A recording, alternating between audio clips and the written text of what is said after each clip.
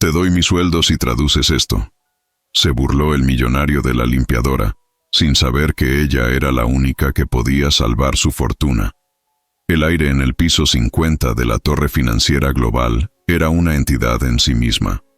Filtrado, enfriado y perfumado con un aroma sutil a cuero y éxito, olía a dinero. Era el dominio absoluto de Ricardo Montoya, un hombre de 44 años cuya reputación en el mundo de las inversiones de Madrid era tan sólida como el mármol que cubría los suelos. Ricardo no caminaba. Se deslizaba por los pasillos con la confianza de un depredador en su propio coto de caza. Su presencia exigía silencio y sumisión. Sus trajes, cortados en Savile Row, eran su armadura. Su reloj suizo, un Patek Philippe de edición limitada, no solo marcaba la hora, sino que servía como un recordatorio constante para todos los demás de que su tiempo valía exponencialmente más que el de ellos. Para Ricardo, el universo era una estructura piramidal simple y elegante. Él, por derecho de nacimiento y por una crueldad que él consideraba astucia, ocupaba la cúspide. Todo y todos los que estaban por debajo eran meramente funcionales, herramientas o, en el peor de los casos, estorbos. El personal de servicio, en particular, pertenecía a esta última categoría. Eran como fantasmas en su periferia, figuras borrosas que solo se materializaban en su conciencia cuando algo no estaba impecablemente limpio. Esa mañana de abril, una nube oscura se cernía sobre el humor de Ricardo. La pérdida de un cliente clave la semana anterior había dejado una fisura en su ego de titanio, y buscaba, consciente o inconscientemente, un lugar donde descargar esa presión. Lo encontró en la figura de Isabel Romero. Isabel, a sus 45 años, era la antítesis de Ricardo. Su uniforme gris era funcional, no una declaración de poder. Su mirada, a menudo fija en el suelo, reflejaba un cansancio que iba más allá de lo físico. Llevaba 3 años en la empresa, 3 años perfeccionando el arte de la invisibilidad. Pero esa mañana, su carrito de limpieza se interpuso una fracción de segundo de más en el camino de Ricardo. «Quita eso de mi vista», espetó él sin reducir la velocidad. No la empujó, un acto que habría sido demasiado directo, demasiado vulgar. En su lugar golpeó el carrito con su maletín de piel de cocodrilo, un gesto casual y despectivo que envió botellas de limpiacristales y ambientadores a tambalearse peligrosamente. Isabel se aferró al mango del carrito, su ancla en un mar de humillación silenciosa. «Perdón, señor», susurró al aire, porque Ricardo ya había pasado de largo, dejándola en la estela de su cara colonia. «Laura». La voz de Ricardo retumbó en cuanto la puerta de su despacho panorámico se cerró tras él. La oficina era un santuario de minimalismo y poder, con vistas de 180 grados sobre el Paseo de la Castellana. Laura, su asistente personal desde hacía una década, apareció con la velocidad y la eficiencia de un algoritmo bien programado. «¿Qué te he dicho sobre la gente de la limpieza, Laura? No quiero verlos. Su presencia contamina la atmósfera de éxito que me esfuerzo por mantener. Es una distracción visual. Ocúpate de ello». Laura, una maestra de la diplomacia en un entorno hostil, asintió. «Por supuesto, señor Montoya. Hablaré con su supervisor para ajustar el horario». Sabía que era inútil. El horario ya había sido ajustado 3 veces. El problema no era el horario, era la existencia de Isabel en el mismo plano que Ricardo. Desde el pasillo, donde recogía una botella que había caído, Isabel escuchó la conversación. Las palabras ya no la herían con la agudeza de antes. Se habían convertido en un ruido blanco, el zumbido constante de su realidad laboral. Ella no respondía, no se quejaba, simplemente absorbía, observaba y archivaba cada desprecio en un rincón silencioso de su mente. La monótona tiranía de la mañana fue destrozada por la llegada de un mensajero. No era el cartero habitual, sino un hombre con un uniforme de una firma de mensajería internacional de élite. Entregó un sobre rígido, de cartón grueso, con sellos de cera y múltiples etiquetas de aduana. El remitente era un bufete de abogados de Oslo, uno de los más antiguos y respetados de Noruega. Iba dirigido con una caligrafía impecable. «Personal y confidencial, señor Ricardo Montoya». La curiosidad venció a la irritación de Ricardo. Rompió los sellos con un abrecartas de plata.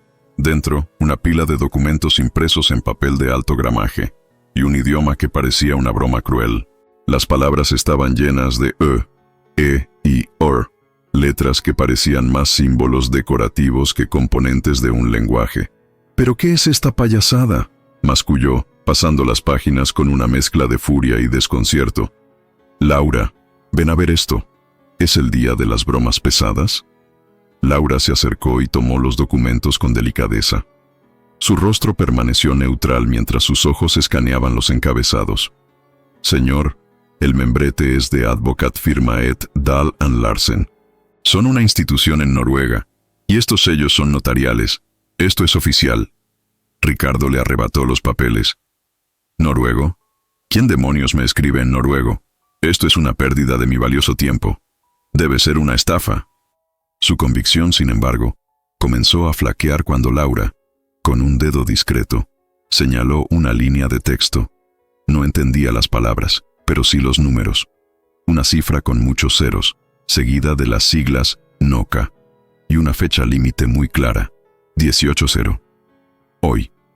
La conversión rápida que hizo en su cabeza le provocó un vértigo repentino. La cantidad era obscena. La estafa, si lo era del más alto nivel. Encuentra un traductor, ordenó, su voz perdiendo su tono de burla y adquiriendo un filo de urgencia. Y lo quiero para ayer.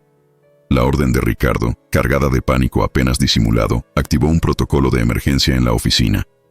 Laura, con la eficiencia de un controlador aéreo en plena crisis, se convirtió en el centro neurálgico de la operación. Su teléfono no dejó de sonar. Su lista de contactos, una agenda dorada que incluía a algunas de las personas más influyentes de la ciudad, fue exprimida al máximo. Agencias de traducción de élite, departamentos de lenguas en universidades, contactos en embajadas. Cada puerta que tocaba se cerraba con la misma respuesta frustrante. Noruego jurídico es una especialización muy concreta, Laura, le explicó el director de una prestigiosa agencia. Podríamos tener a alguien en una semana, quizás. ¿Para hoy? Imposible. La palabra imposible era un veneno que se extendía por las venas de Ricardo. Cada vez que Laura colgaba el teléfono con un suspiro de derrota, él daba una nueva vuelta por su despacho. Como un tigre enjaulado, su furia creciendo con cada minuto que pasaba. «¿Nadie?», rugió, después de la quinta negativa. ¿Me estás diciendo que en la capital financiera de España no hay una sola persona capaz de leer este galimatías? Pago lo que sea, un bonus de 6 cifras, lo que pidan. La noticia del drama se filtró más allá de las paredes de cristal del despacho de Ricardo. El ambiente en la planta 50 pasó de la tensión habitual al morbo puro. Los empleados, fingiendo trabajar, intercambiaban mensajes y miradas. El invencible Ricardo Montoya estaba siendo derrotado por una hoja de papel. Algunos de los más jóvenes y audaces intentaron ser héroes. Armados con sus smartphones, utilizaron aplicaciones de traducción de última generación. Apuntaban las cámaras de sus teléfonos a los documentos que Laura había fotocopiado, y las aplicaciones devolvían un mosaico de palabras inconexas. Cabra, herencia, barco, ley, nieve. Era inútil. El lenguaje era demasiado técnico, demasiado específico. La situación alcanzó un punto crítico cuando Marta, la directora financiera, una mujer pragmática y sin pelos en la lengua, se atrevió a entrar en el despacho del León. Ricardo, dijo, usando su nombre de pila, un privilegio de pocos. He visto casos así en fusiones internacionales. Un plazo incumplido en un documento de herencia no significa una multa. Significa la anulación total. El patrimonio se declara desierto. Lo pierdes todo. Ricardo se quedó pálido. Releyó la fecha y la hora. 18:00. Miró su reloj de pulsera. Eran las 14:45. El sudor frío que sintió no era por el dinero, era por la humillación de la derrota. Fue entonces cuando su mente, acorralada y desesperada, eligió el peor camino posible, la soberbia. Si iba a caer, lo haría en un estallido de arrogancia, reafirmando su poder incluso en la derrota. Salió de su despacho y se plantó en medio de la gran sala de oficinas. El silencio fue inmediato. Levantó los documentos noruegos como si fueran un trofeo de guerra. ¡Atención! Su voz resonó en el espacio abierto. Como pueden ver, nuestros sistemas, nuestra tecnología y nuestra red de contactos de élite han sido derrotados por un trozo de papel escrito en un idioma bárbaro. Hizo una pausa, permitiendo que la tensión se acumulara. Pero quizás el talento no está donde uno lo busca. Quizás está oculto en los lugares más insospechados. Su mirada barrió la sala y se fijó, como un misil teledirigido, en Isabel, que estaba discretamente limpiando las hojas de una planta en un rincón. Una sonrisa cruel y torcida se dibujó en su rostro. Así que hagamos esto interesante. Ofrezco mi bonificación de este trimestre, 50.000 euros, al genio que descifre esto. La multitud contuvo el aliento. Luego, Ricardo dio el golpe de gracia. La oferta está abierta a todos, incluso a usted, Isabel. ¿Qué me dice? ¿Sabe algo de vikingos, además de cómo limpiar lo que ensucian? La humillación fue tan directa, tan pública y tan brutal, que incluso los más cínicos se sintieron incómodos. Las risas que siguieron fueron nerviosas, forzadas, el sonido de gente que ríe por miedo y no por diversión. Por 50.000 euros me hago un Drakkar y remo hasta Oslo, gritó un analista junior, intentando aliviar la tensión. Pero el daño estaba hecho. Ricardo había convertido su crisis personal en un acto de humillación pública contra la empleada más vulnerable. En medio de ese circo de crueldad, Isabel permanecía inmóvil. Había estado observando, escuchando.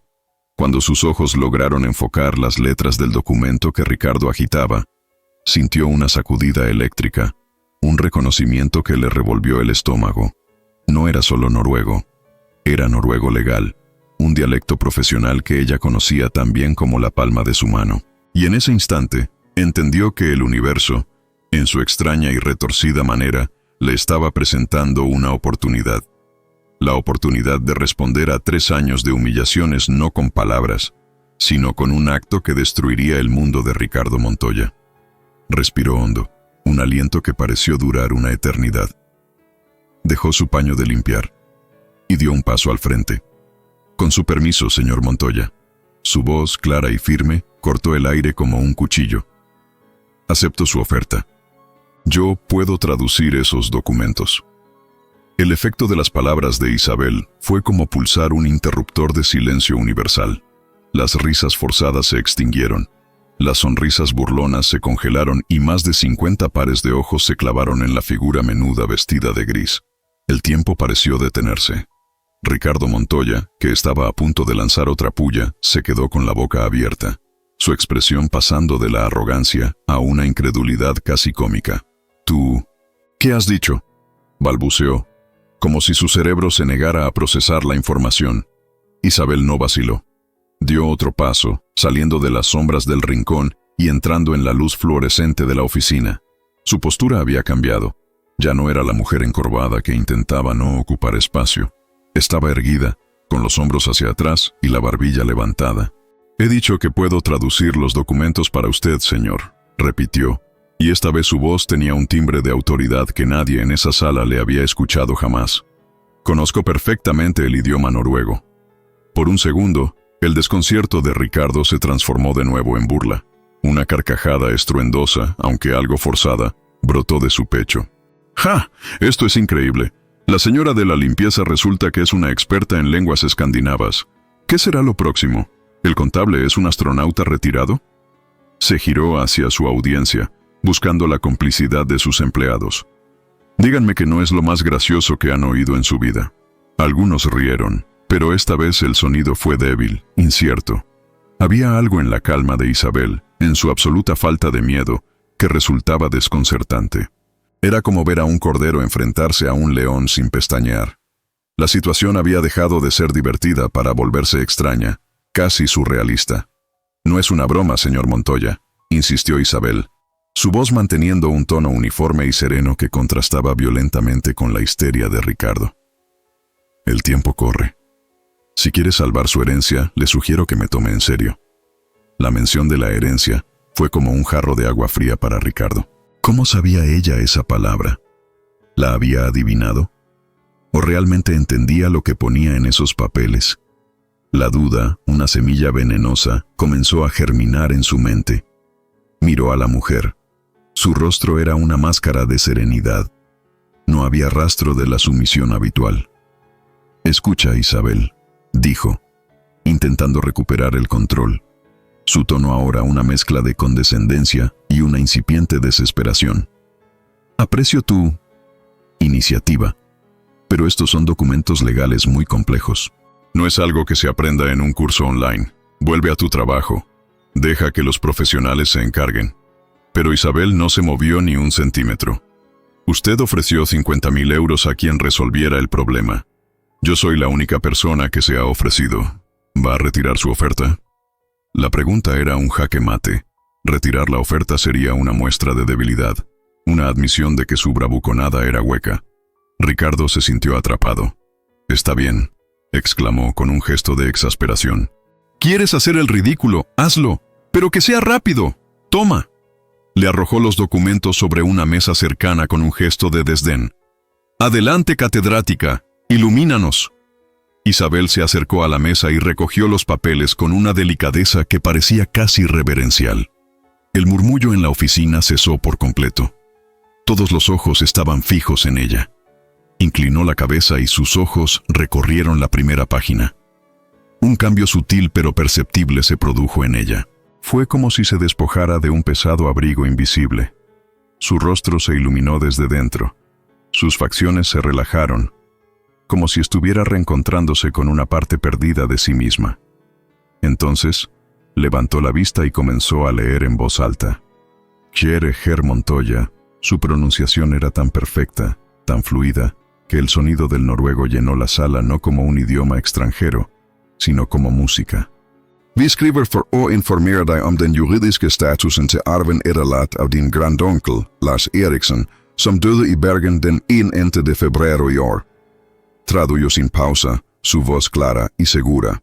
Estimado señor Montoya, le escribimos para informarle sobre el estado legal de la herencia dejada por su tío abuelo, Lars Eriksson, fallecido en Bergen el 15 de febrero de este año.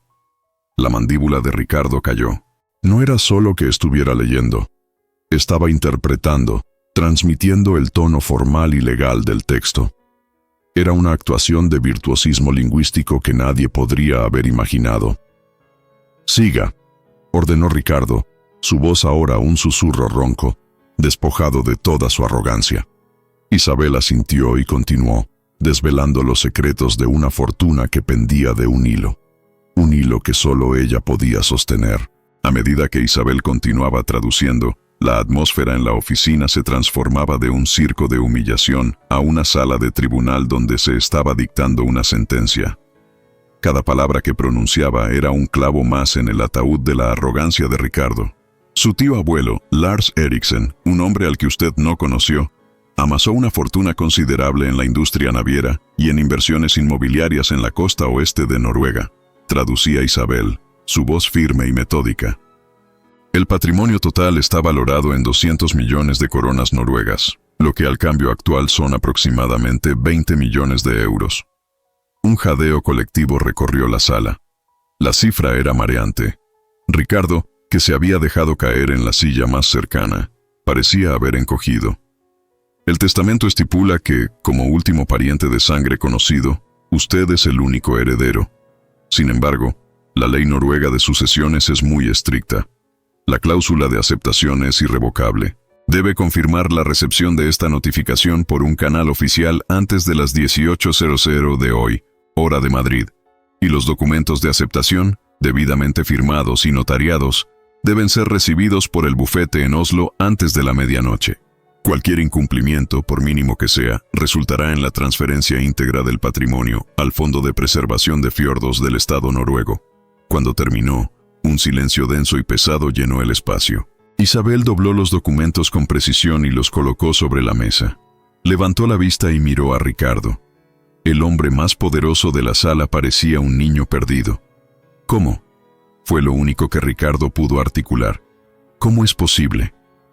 Isabel suspiró, un sonido que contenía el peso de años de frustración.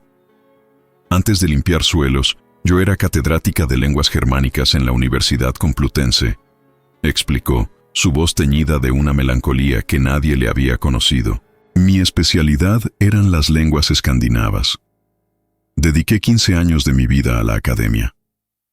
La revelación fue una onda de choque. Laura, la asistente, fue la primera en hablar. ¿Qué ocurrió? Denuncié a un colega, un hombre muy influyente, por plagiar la tesis doctoral de un alumno. El sistema lo protegió a él y a mí me expulsó. Me acusaron de conducta perjudicial para la institución. Mi carrera se acabó ese día.